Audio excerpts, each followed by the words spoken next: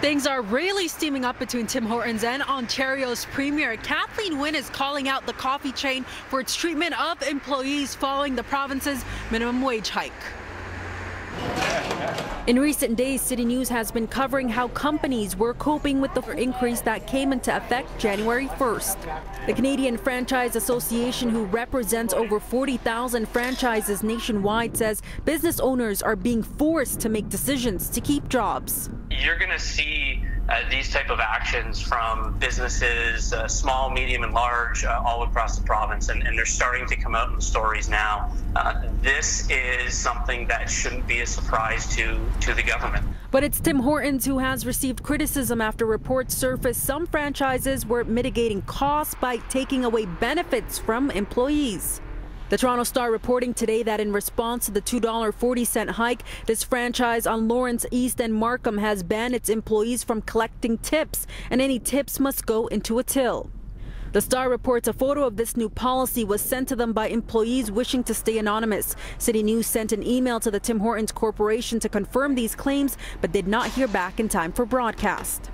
Further east in Cobourg, the Tim Hortons there drew criticism after a photo posted to Facebook by a customer showed a letter to staff saying there would be no more paid breaks and cuts were being made to employee benefits, including medical. These changes also supposedly made in response to the government increasing minimum wage.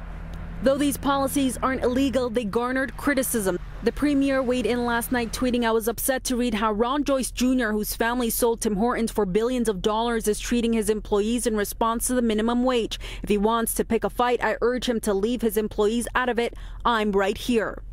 The Tim Hortons Corporation responded by posting a statement to their website, saying this was caused by the action of a reckless few.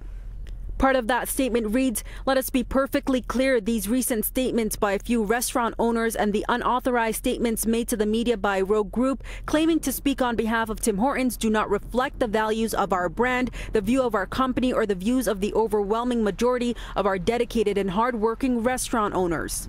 The Economic Development Minister also speaking out today, responding to how the province would be protecting employees impacted by the increase. Any business that wants to thwart our standards, our labor standards, in any way, will be called to question on that. So, if we are aware of any practices that are going on, whether it's as a result of the changes to the minimum wage, or just practices in general, we're always going to be very vigilant in ensuring that our standards are upheld. And we did go inside this Scarborough Tim Hortons to ask about the reports. The employees there told us they did not have a comment.